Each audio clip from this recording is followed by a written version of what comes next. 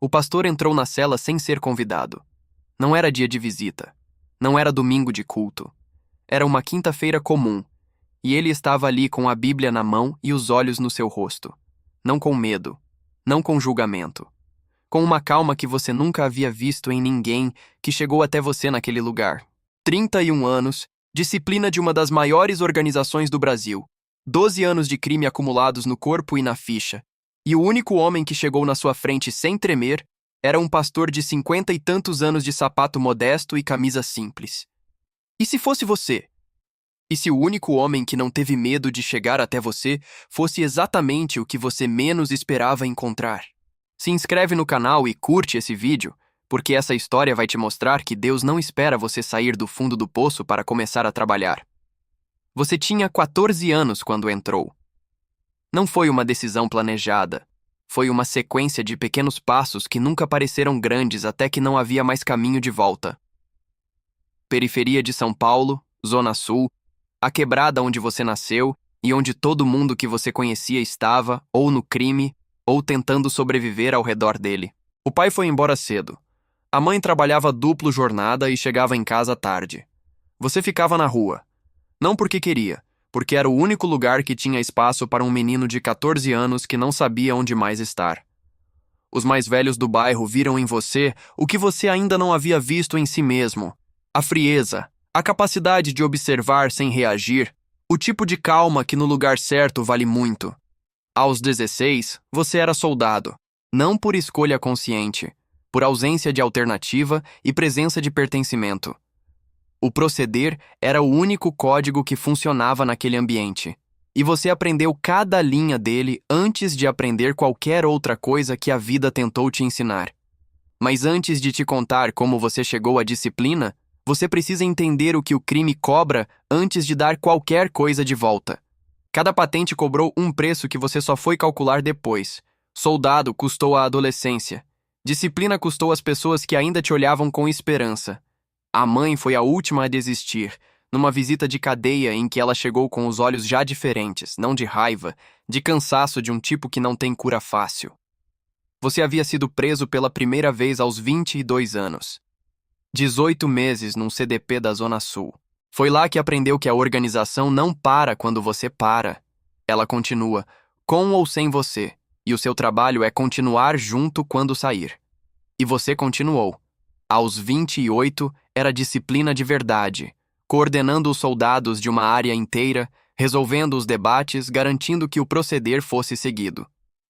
O respeito que você havia buscado desde os 14 anos estava ali, visível no modo como as pessoas te olhavam na quebrada. Mas respeito não aquece.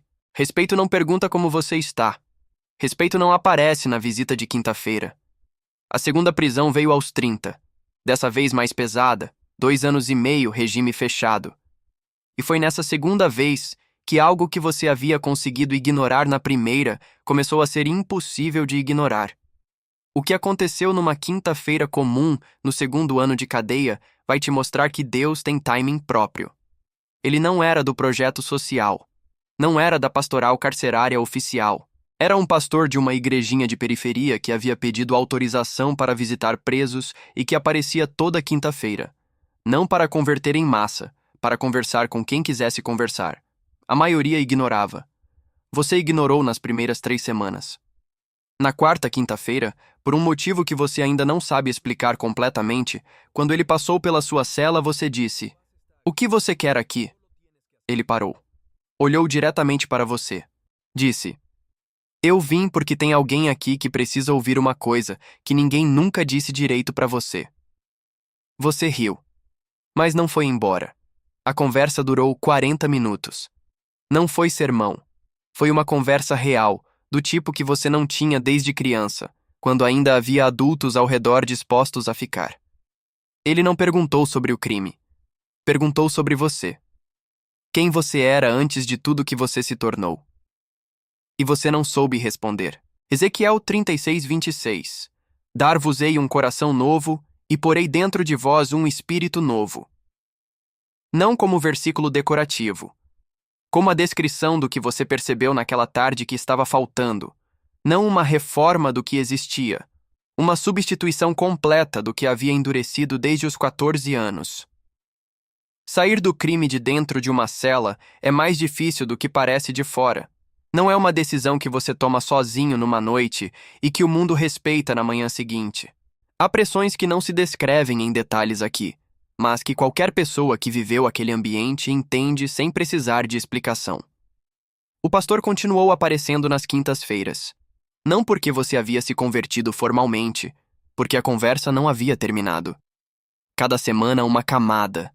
Cada semana, algo que havia sido construído desde os 14 anos sendo examinado por outro ângulo. Não foi rápido, não foi indolor, mas havia algo novo acontecendo por dentro. E você havia passado anos suficiente no crime para reconhecer quando uma mudança é real e quando é performance. Essa era real. Você saiu com 33 anos. Não para a mesma quebrada, não para o mesmo papel. O pastor havia conectado você com um programa de reintegração. Não perfeito, não sem obstáculos, mas com uma direção. A mãe abriu a porta quando você bateu. Não disse nada por alguns segundos. Depois abraçou. O abraço de alguém que havia parado de esperar e que recebeu de volta de surpresa. Você está trabalhando. Não com facilidade, não sem os dias difíceis que o processo de reconstrução produz quando você está desfazendo 12 anos de escolhas. Mas trabalhando, com as mãos que fizeram tanto errado servindo algo diferente. A igrejinha simples do pastor tem paredes de alvenaria, cadeiras de plástico e ventilador de teto barulhento. É o lugar mais honesto que você já ocupou. Ezequiel disse que Deus daria um coração novo. Não consertaria o velho, daria um novo.